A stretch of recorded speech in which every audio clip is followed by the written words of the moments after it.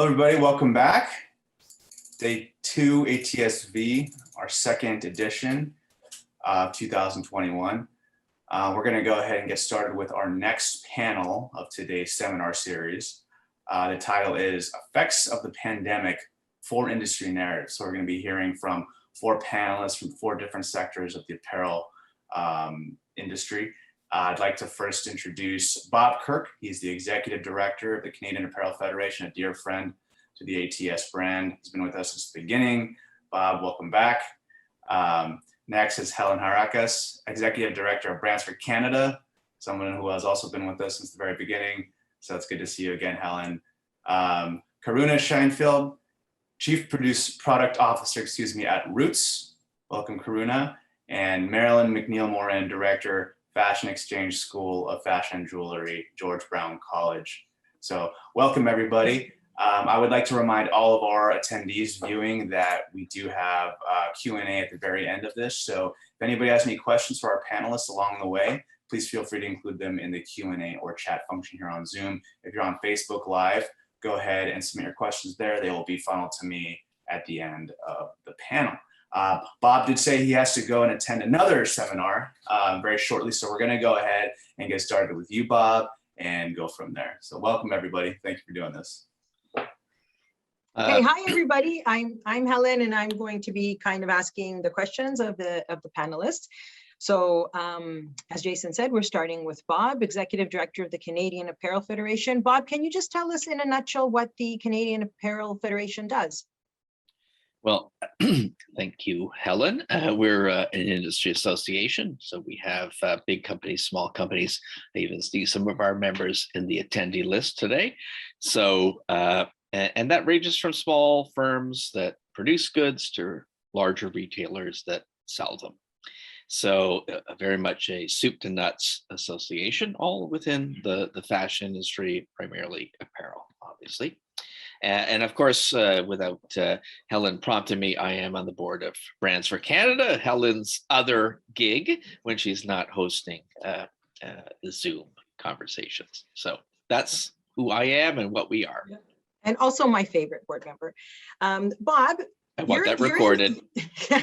You're in the position as Executive Director of the Canadian Apparel Federation, I think probably more than anyone that I know in Canada that can give us an idea of how did the pandemic affect the industry early on when it first started to come on. I'm going to ask you about midstream as well, but what was happening at the very beginning when this first hit upon us? Well, it's interesting. I think our industry, the beginning was in January, wasn't in March of 2020. So anyone that had any exposure in China already knew that something kind of significant was happening. Now, it took a couple months to make sure, for things to not settle, but to take root. But, we were there at the beginning and essentially before the beginning. So my view is that, we had about maybe to date about 10 pandemics. We've had 10 different times when, okay, this is what's happening. I've got to do this. And then a month later, something else is happening and I need to do that. And so there really is no start. There's no finish.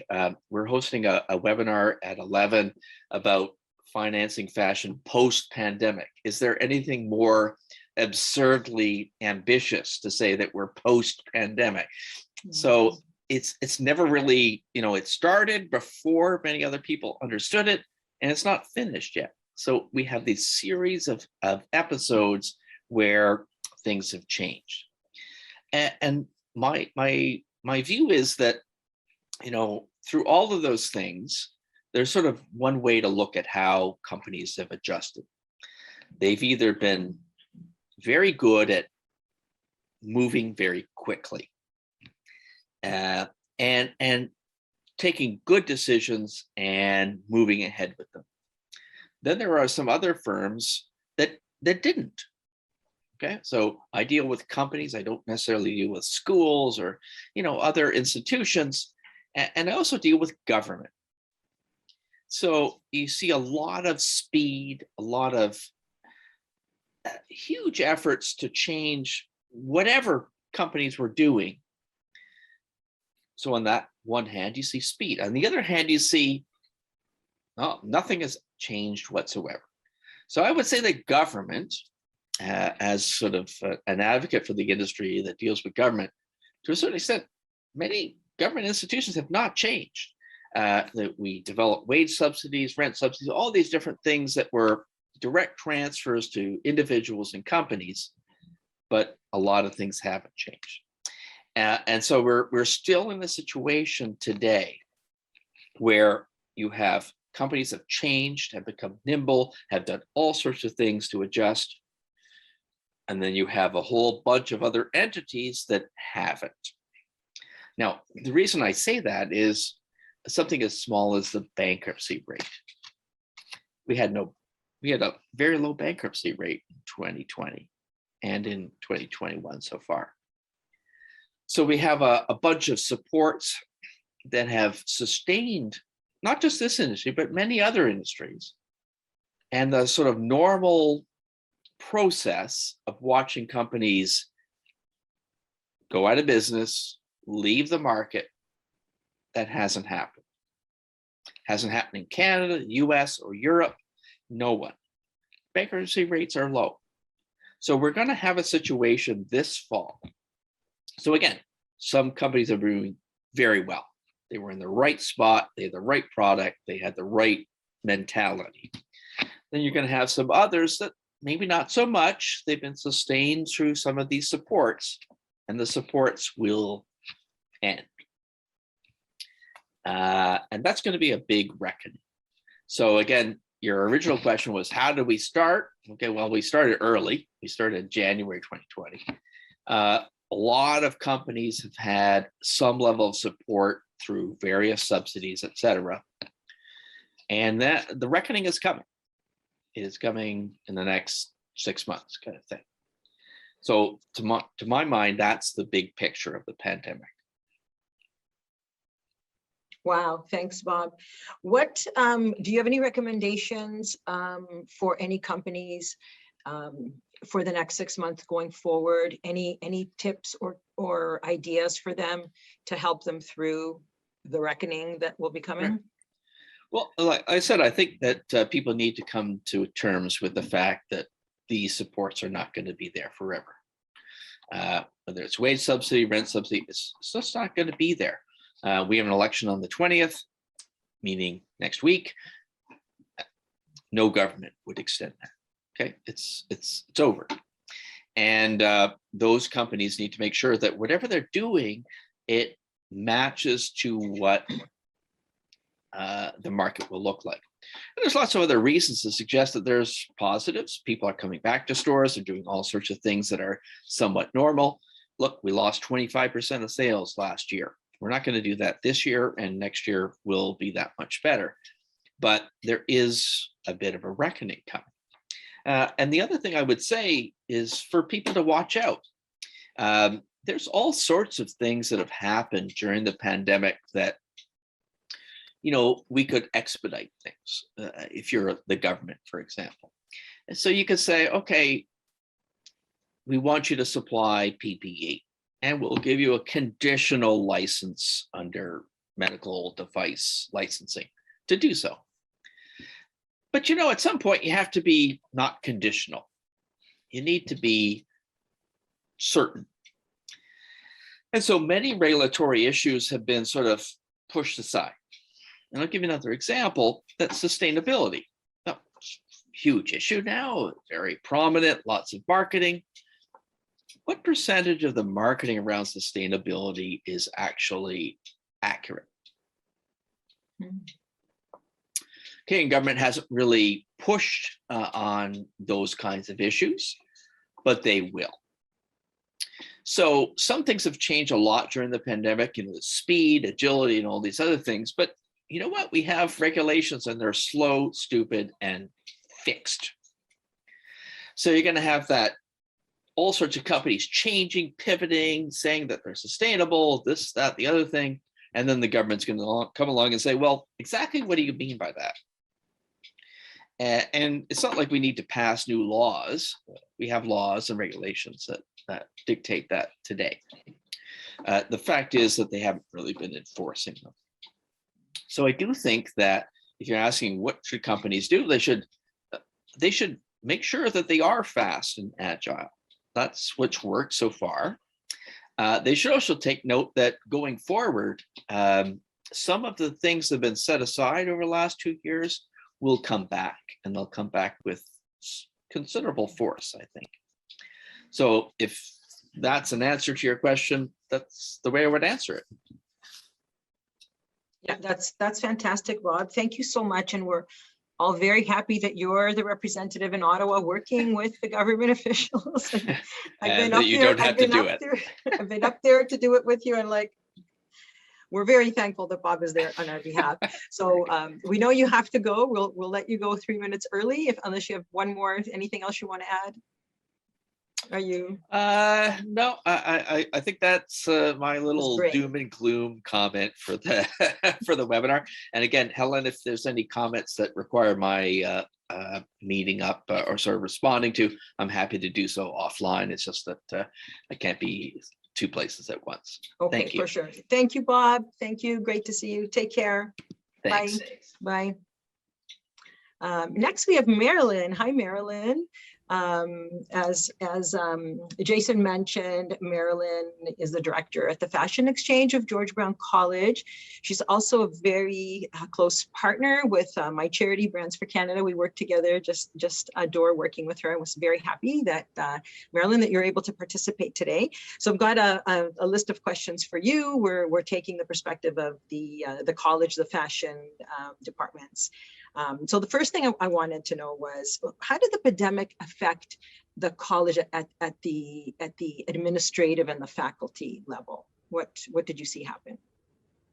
Well, the closure and the need to shut down was actually very sudden.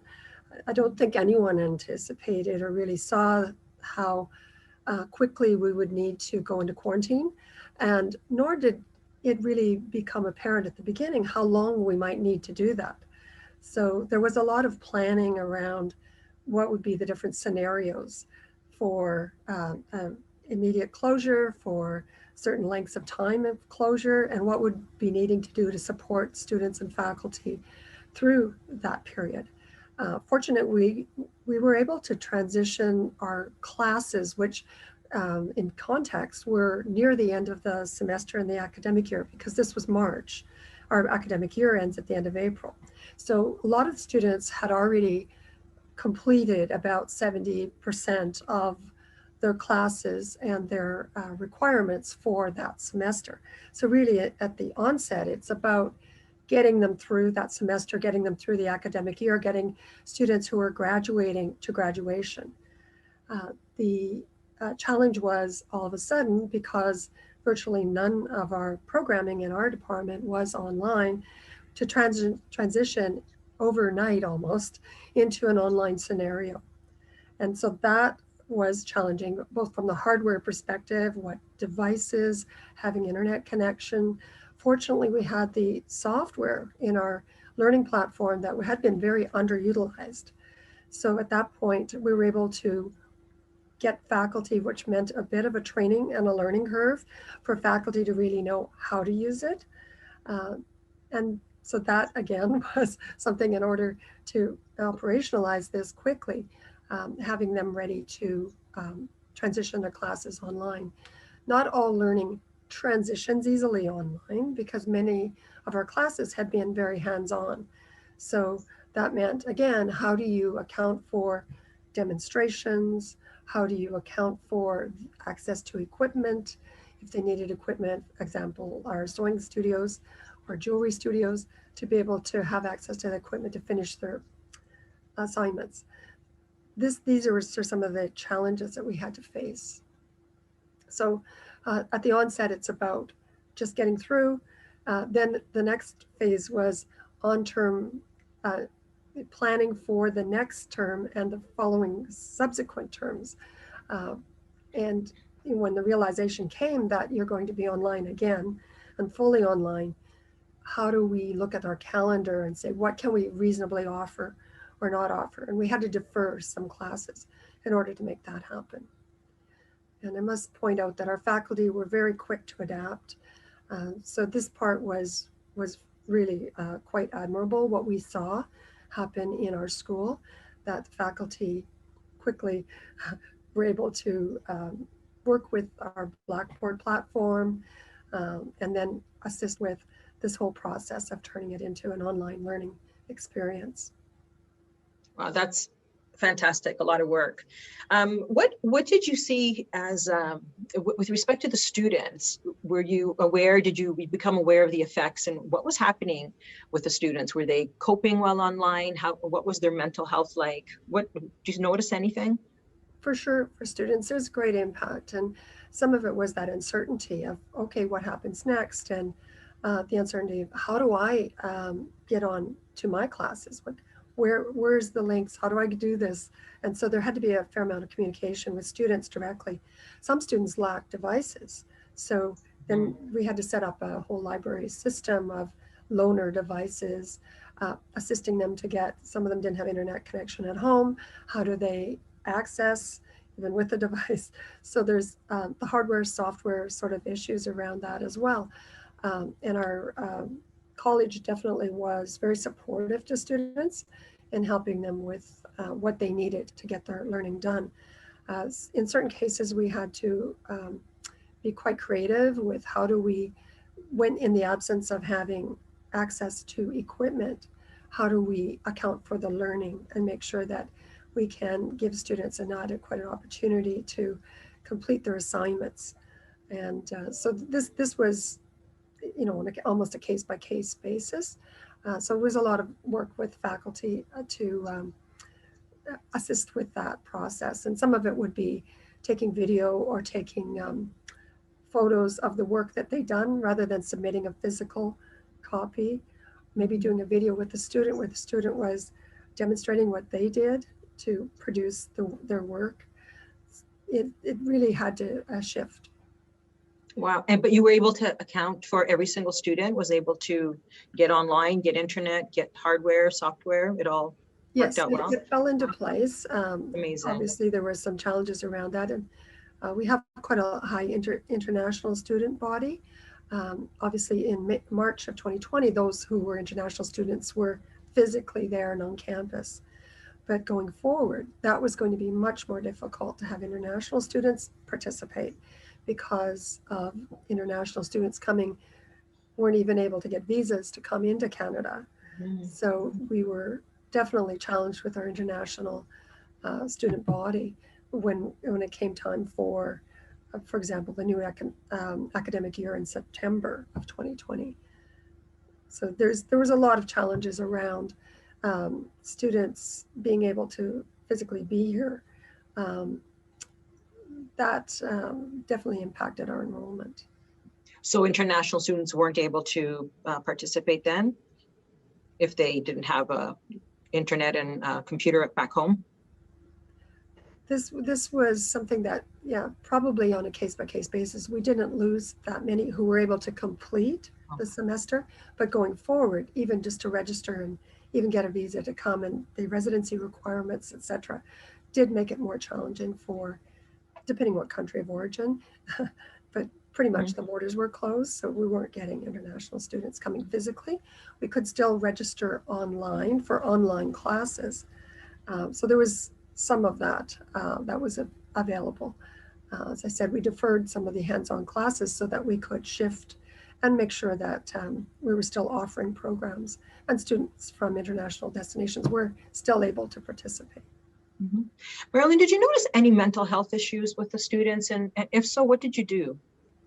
So yes, definitely anxiety. There was loneliness, definitely some, a lot of students maybe here attending and not have family and friends, and certainly not have those supports that they might normally have in their own personal sphere, being able to be with them, not having really the relationships with their classmates is definitely isolating for a lot of students who are attending online. Some students obviously were attending and still staying at home, so they did have, if they were working from home and they were not moving to Toronto and then being sort of isolated certainly had maybe more supports, but there definitely was, we noticed anxiety around all of this. And in a funny way, some of the more introverted students might have benefited because, yeah, I'd say the pandemic does favor the introvert more. You know, people that were at home and working at home and comfortable with being at home and just focusing on their work certainly seemed to be okay. But yeah, so in fact, it affected students definitely, and I think it affected everyone's staff as well. Some could adapt a little better than others without having that social support. I've been to visit your program, obviously, and there's sewing machines, and there's tables, and there's scissors, and there's a lot of equipment. How did you deal with the fact that students weren't able to physically come in and have the hands-on concrete experiences that they needed to learn? How did you handle that online? Well, surprisingly, there is a lot that can be done with video. Faculty, many of them videoed their demonstration. So for example, classes like drafting that we've never offered online prior could be done quite successfully because the faculty could demonstrate, video their demonstration, and students had the opportunity to rewatch it. So there was a certain amount of this repetition, which is really good for learning, could be enhanced through the video option. And so that definitely could be done. Many of the classes that involve software, we were able to get software licenses for students to be able to have access to software. But things like, you're right, sewing machines and that, these are the types of classes we had to defer. The students weren't expected to have their own machine at home, and certainly that these classes had to be rejuggled into the schedule. And then once we had a bit more of an opening opportunity with COVID easing of restrictions, students came on campus in very, very small numbers with very stringent COVID precautions. And we were able to successfully have those students complete their classes. Great, great. And what about field placements? Because I know that some of your students need to go out in the field, and a lot of places weren't open or weren't allowing extra people. How did you handle that? Well, yes, some students were definitely impacted. Some placements actually moved online. As many of our employers had also shifted online. They were taking students, not coming physically to their offices, but working with them online. So there was some of that. There was some shifting in a sense. The students at the Fashion Exchange, many of them were still going out to industry placements in a physical location because many of our students go to manufacturing, and manufacturing was still continuing because a lot of that manufacturing pivoted to PPE, and just really there was a lot of focus on manufacturing as an essential activity. And many of our students were still able to do their placements, and all of these workplaces had to have in place their own safety COVID protocol. So that allowed them to do it safely. And my last question for you is, where's the program right now? What does it look like? You just started your fall semester. What's actually going on? Who's where? What are you doing? There is well, we do have some mandatory vaccination and or a negative COVID test in the lack of vaccination. But certainly with very, very stringent protocols, we do have some mainly online. It's more of a hybrid situation, and some in-person classes with small cohorts who are coming onto campus with, providing very strict COVID protocols.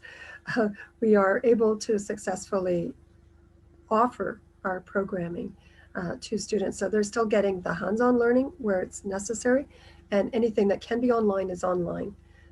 So education has proceeded, and we've been able to, we've just graduated our first primarily online cohorts over the last year.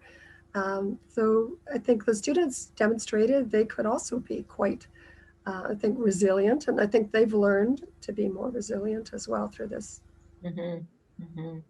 Great. It sounds like you've done an amazing job. I've always been in awe of what you do there, Marilyn. And of course, as usual, fantastic. Any final words, anything that you want people to know about what's going on at George Brown Fashion Exchange with respect to the pandemic?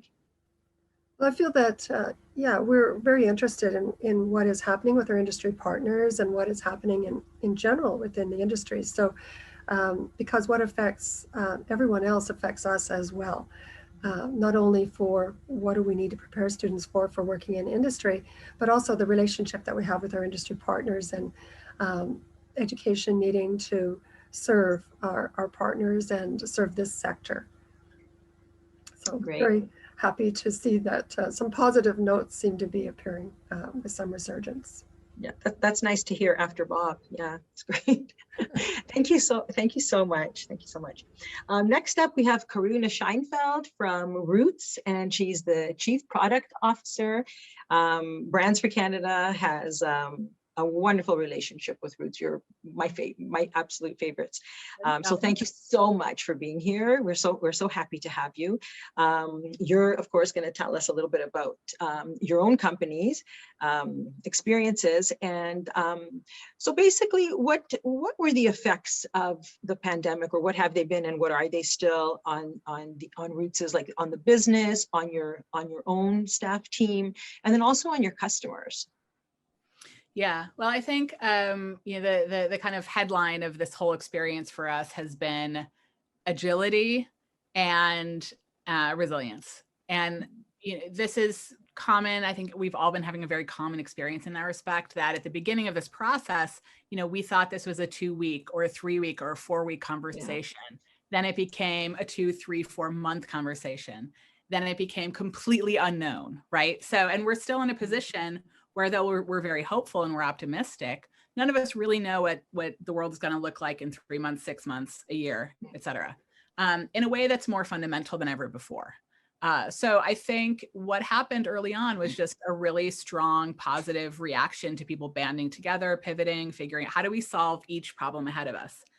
And what happened very quickly at Roots was, we wanted to make sure the business was healthy and protected, but the first consideration was really about people.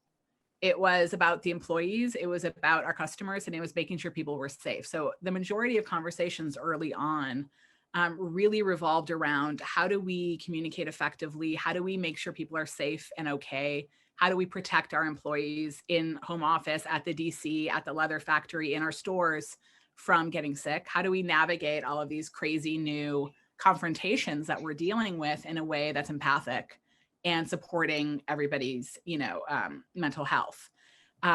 And we pivoted very quickly on a lot of measures, particularly at the leather factory. That whole team went from making leather bags to making masks. And that was an incredible thing to see. So you have a whole team of people with an amazing attitude, getting up in this very tense environment, figuring out what to do with themselves. And that was healing in a way. When you're confronted with something that is unknown, uncertain, the idea that you can take action and do something helpful that's contributing is actually, I think, a really motivating force. And what was interesting about that is that became harder and harder as everything dragged on, right? It's like you can do that, you can rev up, you can pivot, you can, come at problems with great creative energy, and then you get tired. And then you have to do it again, and then you got to do it again, and then you got to do it again. And so this has been the really interesting learning, even whether you're on the factory floor or you're fulfilling at the DC, or whether you're leading the company, is how do we actually manage this crazy roller coaster so that we keep those positive attributes of the team? And that what was really inspiring about everybody's attitude at the beginning gets harder and harder when there's no end in sight. So at a certain point, I think we really also shifted into how do we talk about mental health? How do we make that not a stigma in the workplace? How do we really have open communication? And for people who aren't comfortable addressing that, how do we give them resources that they can easily engage with without having to necessarily talk about it? That's very personal. So HR did an incredible job of setting that up, of really trying to give people those opportunities and support. And I think that's an ongoing thing. If there's ever another side of this pandemic where it's quote unquote over, I think there's going to be years of us processing how, the effects of it. And so we really want to make sure that the team has those resources, that we're talking about it, and that every single one of us can say, yeah, I have these hard days, and these are my tools for dealing with it. And we help each other. On the business side, part of it was lucky for us as a brand in the sense that we sell sweatpants. And sweatpants became the #1 desirable product in the pandemic. So, we got lucky in that sense. And the team also pivoted to supporting that. I mean, half of our conversations early on were like, how do we get more sweatpants done immediately, right? At the same time, there are huge logistical issues. We had to close our stores, which was terrible.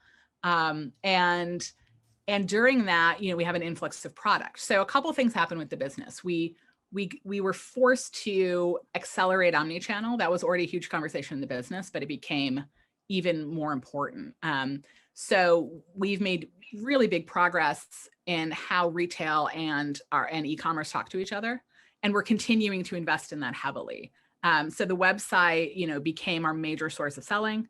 That whole team revolutionized the back end of the website very, very quickly to support demand.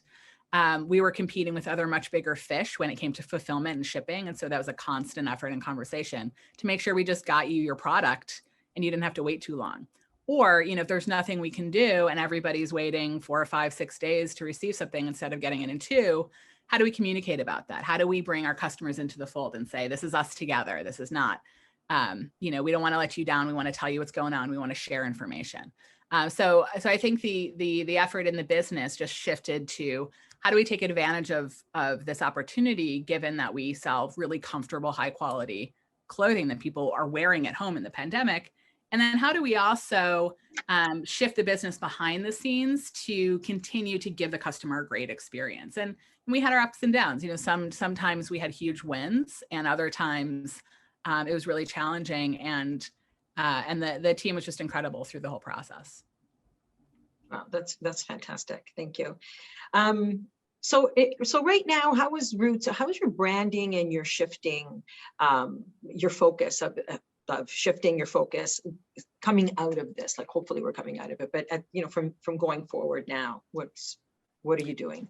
Yeah, we've become much more focused as a business. And speaking particularly from the product side, Roots sells a lot of different product. And we started to get very critical about what we were making and selling internally. And you guys are going to see the results of that over the next 2 years. We started talking a lot about better and less. How do we continue to really deliver on our quality promise and make sure that every single thing we make should be in the world and needs to be in the world? When we were dealing with moving inventory around during the pandemic, you can't get, certain things we just couldn't get, other things we had too much of. What we didn't want to do is we didn't want to just throw things away, burn them, create waste. We really wanted to respect the product and make sure that everything that we physically owned, we were taking care of, and we were really approaching with value. So we decided to pack up certain goods that, were out of season, that were really good product. And instead of having fire sales, we held those goods in our DC, and then we brought them out strategically at key moments, 2 months later, 3 months later, 6 months later. So that strategy really helped mediate the supply chain issues we were having, but it also is about respecting every hand that went into that product. There's a great shirt, and we have customers who own that shirt or own that sweatshirt for 30 years, or own a bag for 40 years, and to kind of not respect that on the back end felt wrong. So all of a sudden, these things we were confronted with just made us become even more clear about our values as a brand. At the same time, you see in the market before the pandemic even hit that brands that were really connecting their product with their values were starting to become more and more successful in the industry, which, from our perspective is fantastic, because where there's so many people in the business who are passionate about making sure that our values are really, really reflected in the brand, and that our consumers are choosing Roots not just for comfort and quality, but because they believe in what we're doing and we feel like we're on the same page.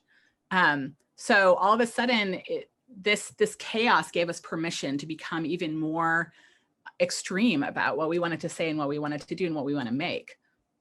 On the flip side of that, you have vendors who are really struggling all over the world. We have incredible vendors here in Toronto. We have our own factory. And then we have incredible vendors in China, in India, in Vietnam, who are really high quality, amazing makers who we've been working with for years. So they're part of our extended family. So we were also really looking carefully at what challenges are they facing? How do we partner with them instead of just saying, I need it here, I need it now, do whatever you have to do. We want to know what's going on with your workers. Are people healthy? How do we pivot our product assortment and our offering to make sure that we're doing things in a way that reflects our values? So that's been, frankly, very challenging and very inspiring all at the same time. If we're going to put our effort into something every day, we want to really feel that it's meaningful and that it's not just a grind, that we're creating something that's desired, that's high quality. And then the next phase of that is, how do we talk to our consumer about that? How do we share that? How do we engage them in that conversation? Because a lot of people who buy Roots, they don't just go to buy a t-shirt. It's a little bit deeper than that. It's a little bit more than that. They have a feeling of family and comfort when they come to our brand. And that's a beautiful thing to protect. So we just see it as a kind of a new opportunity coming out of this to really engage with the consumer on all of those levels and to say, yeah, okay, this is a sweatshirt. That's great. And to a certain extent, a sweatshirt's a sweatshirt, but this sweatshirt we're making with these materials. This is how we create and get those materials. We're thinking about the fit. We're thinking about all the people who we want to be able to purchase this and wear this. And that, I think, is a wonderful exercise to have to go through. So I think through all the difficulty, that level of focus has been kind of a gift, a silver lining, I guess, in everything that has been happening. Yeah, fantastic. Yeah, and I definitely concur with the care and quality that you put into your clothing. For Brands for Canada, we receive new clothing that's left over, the items that we receive from Roots, and we give them out to people living in poverty. So imagine that you're given a brand new Roots sweatshirt. It could be someone in a shelter or someone having a really hard time in a community center for high-risk neighborhoods, and you only have one sweatshirt. That's all you have, but it's a Roots sweatshirt. So, or it's a Roots pair of boots or a Roots sweatpants. So for these people, it'll last them a really long time. So we just love our partnership with you. Any last words before we let you go? Well, the one thing I'm going to do a plug, because I'm really excited. We have a new collection coming out this week called the One Collection. And it's kind of, we started this a year ago in the middle of the pandemic, and it's kind of emblematic of everything we've been talking about. It's all of the sweats that we're making in this collection are completely sustainable, organic cotton, recycled poly, but we also created the product to be gender-free, meaning we designed it so it wasn't gendered product. And this is the first specific collection we've designed that way.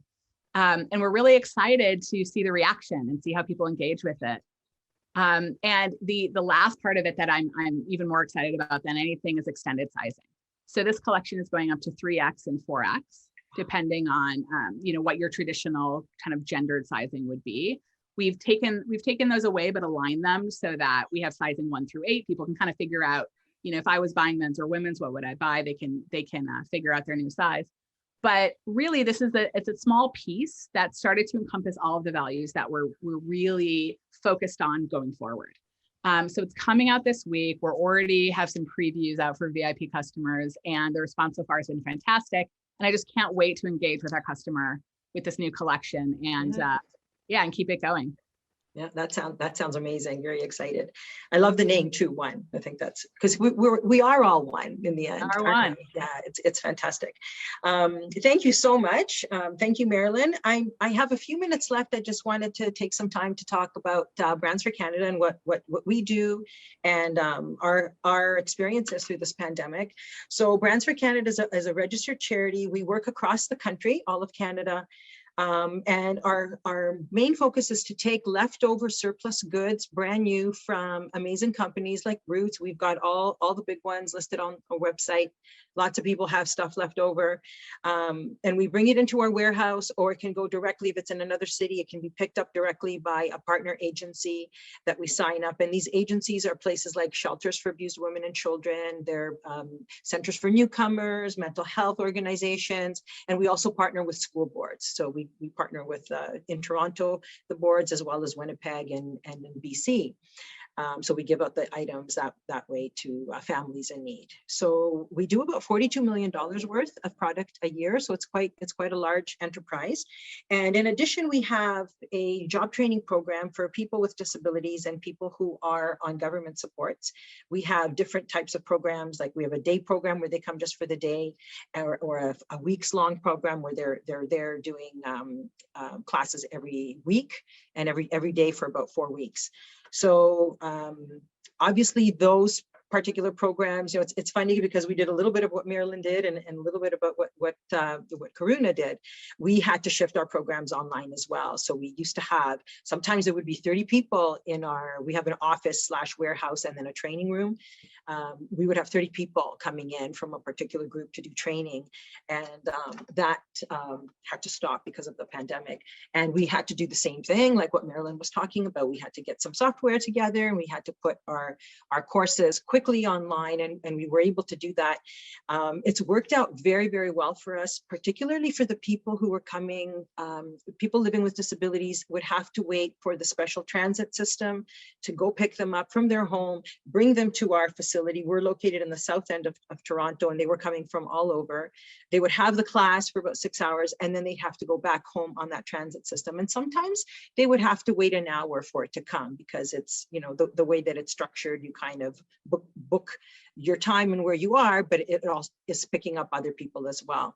So we are probably going to keep it that way for the next couple of years at least, because it works so much better for the actual client. And what that has also done is it's taken 6 staff out of our office, and they're at home as well. So that leaves, for the 4 of us that were left, we had a lot of room. We had about 1,000 square feet each. So as an essential service, because we were working with people who were dealing with poverty and disability, that was considered an essential service by the government, we stayed open. So we were still receiving items from the donors, and we were still giving them out to the partners who stayed open. When the schools were open, we would give it to the schools, keeping in mind that the schools in BC never closed. So we had to deal with every province on an individual basis and figure out what we were going to do with the distribution in every province, because everybody was at a different stage. Our donors, many of them, because they had to close their stores, they ended up having a lot of extra inventory. So we were being hit with a ton of surplus goods and a ton of items that we needed to get out. At the same time, where we give the bulk of our items out, which was in the Greater Toronto area, a lot of the organizations were closed. So for example, the community centers in high-risk neighborhoods, we can send a lot of items to them for distribution to the families, but they were all closed. So the shelters were open. The schools were on and off, and each agency had its own regulation. So we had to navigate around how are we going to give out these clothes, and how are we going to give them out quickly, because they just kept coming and coming. There was a lot of leftover stuff. We lost our volunteers, and we rely heavily on our volunteers, but we decided that for the safety of everybody and to minimize the amount of people in the actual facility, we decided not to accept volunteers coming in. We had online volunteers that were doing things. So for example, one of the things that we do is we debrand the clothing. So if there's a tag in the back, we will cut it off, and cut off the tags with the price tags and everything. So that's a lot of physical manual work that we used to have a lot of volunteers coming in. But what we did was they wanted to continue. So they would come and pick up. They would come to our front door. We would put the items out there. They would take them home, debrand them, and then bring them back. So we had some of that going on, which was really helpful. With respect to mental health, that's my background is in psychology, even though I am doing this charity right now, always very concerned about the mental health, specifically of the staff, and then also of our partners and the clients. And how we handled that was we created a Friday group for staff and then other key people that wanted to join, where we had a little bit of a little, maybe call it a little bit mini group therapy kind of session. And it included, we started to learn to meditate. We had we didn't know we had a meditation teacher on staff. It was like, oh, can you do this for us? And it was really wonderful. You just saw people at the end of the week, everybody was just relaxed, and we were reassuring each other that we're all gonna be okay. This is going to pass. So it was, it brought everybody closer together, even though we weren't physically together. We were still mentally and emotionally very, very much connected with each other. And just the last thing that we did was we were working across the country, pretty much in every province, but because of the pandemic, and the requests of donors, and we had Roots and Shoppers Drug Mart and other beautiful companies that wanted their donations to stay in their local communities.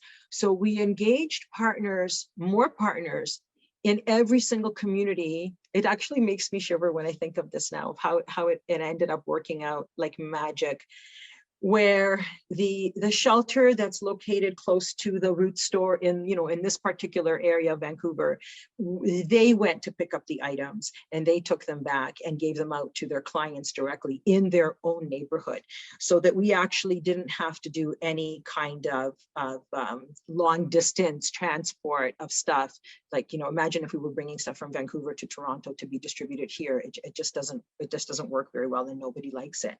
So because of the the extra support that we got from Roots and from Shoppers, we were able to expand much deeper into even smaller communities than where we were. Of course, we were in the city of Vancouver, but we were able to expand onto the island, and to Victoria and Nanaimo and other places, which was it was even though it was such a hard time and so stressful and mentally taxing, and it was emotional, and you mentioned, Marilyn, anxiety, for sure. We didn't know what was going to happen.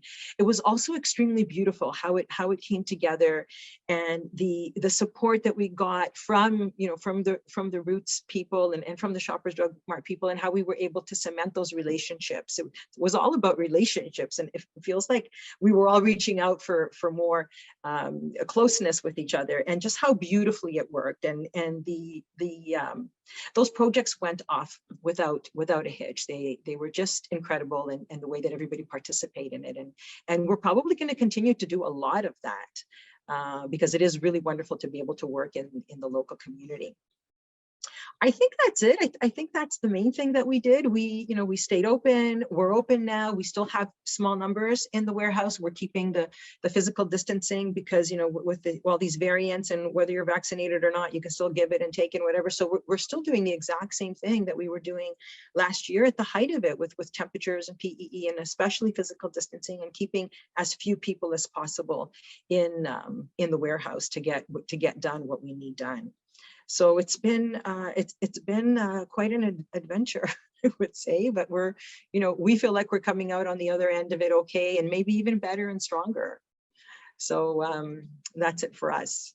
So Jason, I think we're, if there's any questions that we need to take at this point, if you can check for us.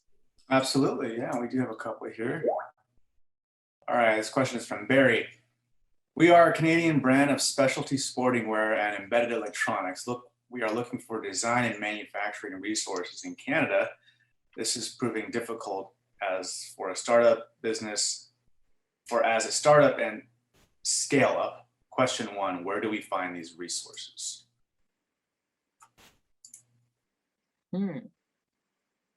So where do they find the resources for design and manufacturing? Marilyn knows. So possibly I can help here.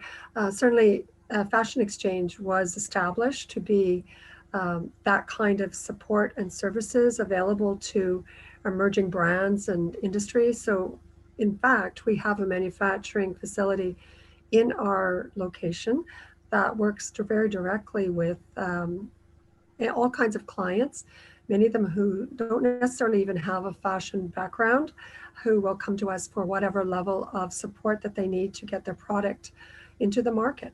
And we actually do some manufacturing as well. So typically sample and short run production. Our goal is to enable a lot of starting up brands to scale up and be able to graduate from needing our services to working with a lot of the other larger manufacturers who are already established. So we're that intermediary for supporting new and emerging brands. Fashion Exchange is in downtown Eastside Toronto. We're available. We can share our website with you. You can go online and have a look at what we have and connect with us directly, Barry. Yep. And when you're up and running and you have surplus items, don't forget about us. We'll be happy to take them from you. Same question from Barry. Would like to know how he can connect with all of our panelists. If each of you are comfortable posting your either email or phone number or website link, you can include that in the chat function. I think that'd be very helpful as we're addressing the rest of our questions that we have coming in. Next question is from Suzanne, or Susan. Would you say that the pandemic has increased or decreased the sourcing of apparel and textiles from developing countries?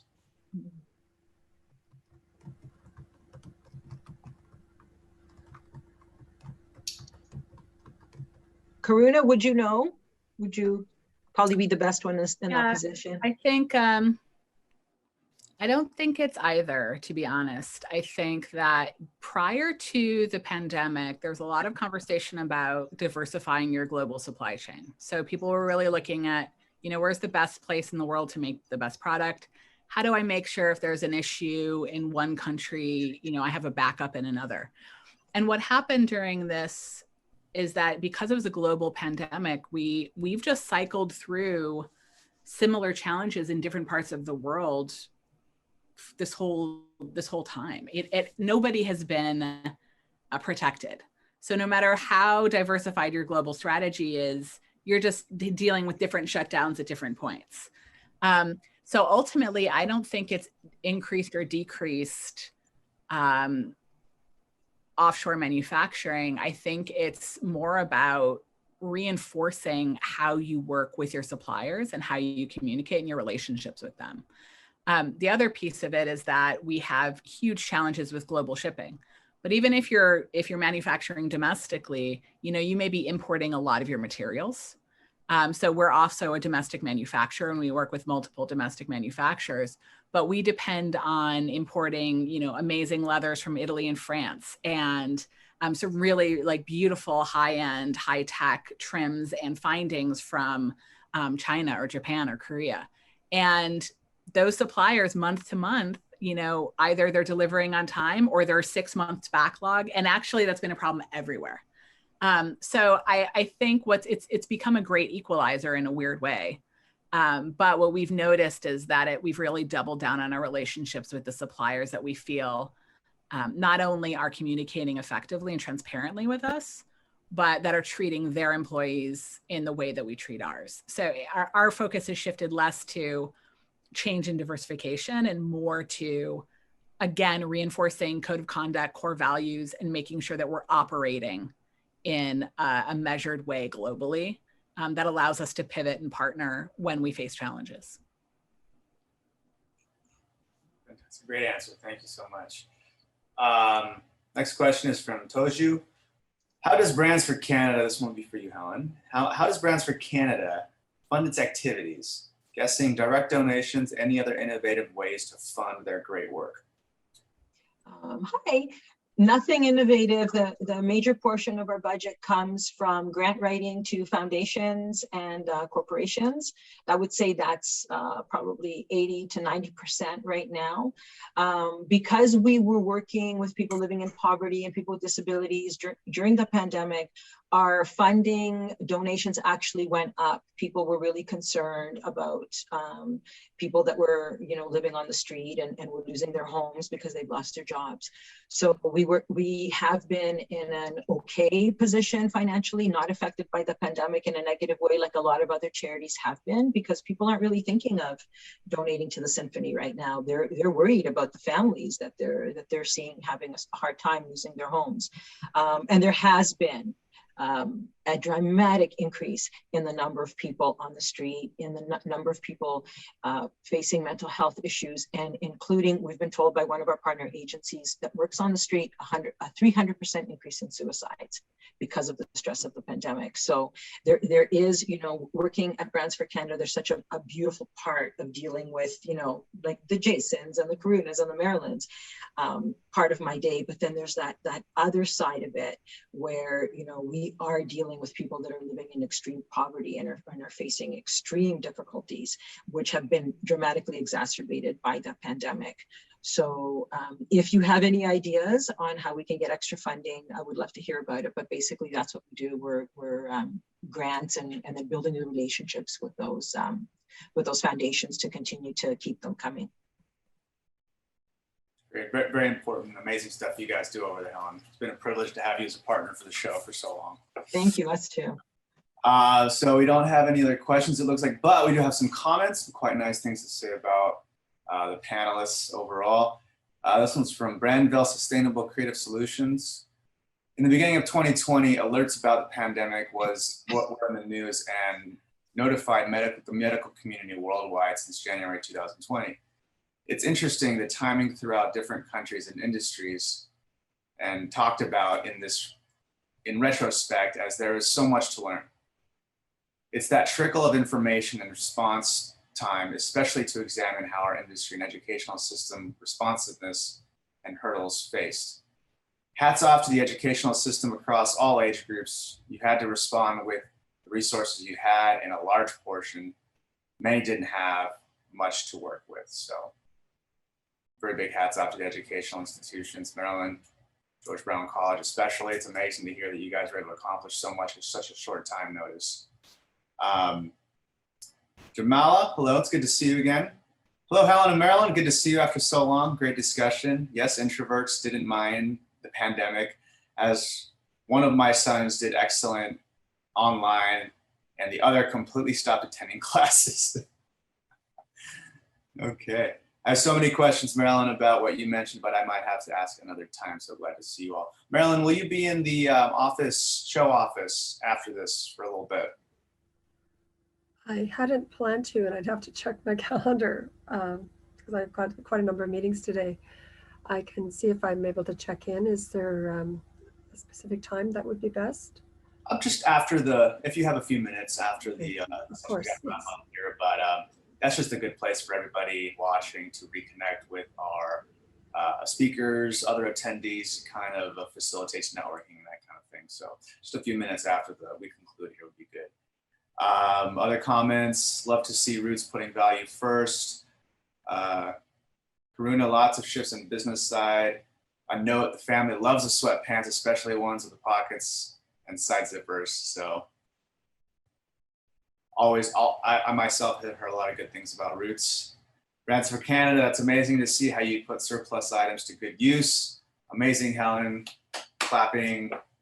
And I just want to remind everybody that we do have, our panelists have posted some links and some emails here, so I encourage everybody to screenshot, copy, paste as a way to connect with our panelists. Barry, another resource for you as well, if you want to head into the virtual landing page into the show office, that's a great place for you to connect with the ATS staff. We'll certainly point you in the right direction as far as helping you find the resources. That's what we're here for. We're very well interconnected with Canada and just, the different service providers that facilitate trade and the apparel industry and different service providers. So definitely go in there, talk to one of our staff, and they'll point you in the right direction. So we're going to go ahead and wrap up this panel. Thank you so much to all of you for all of your insights and input. It's amazing to see how the different sectors of the apparel industry have adapted to the pandemic. I think it's the question, one of the biggest questions that's been on everybody's mind right now. So thank you all for sharing your insights. Again, I'd like to remind everybody, I posted the link to the virtual landing page if you're not already logged on. It's an opportunity to see over 100 plus exhibiting manufacturers. I encourage everybody to check in the show office, to talk to ATS staff, matchmaking, get connected to suppliers, meet other attendees. Also, I encourage everybody to visit our 3 exhibition rooms, room 3, featuring all of our suppliers from China, room 2 featuring our suppliers from India, and room 1 suppliers from the United States, Canada, Portugal, Mongolia, Bangladesh, and Brazil. Also posted is the link to our YouTube channel if anybody would like to rewatch this session or any other sessions during our seminar series.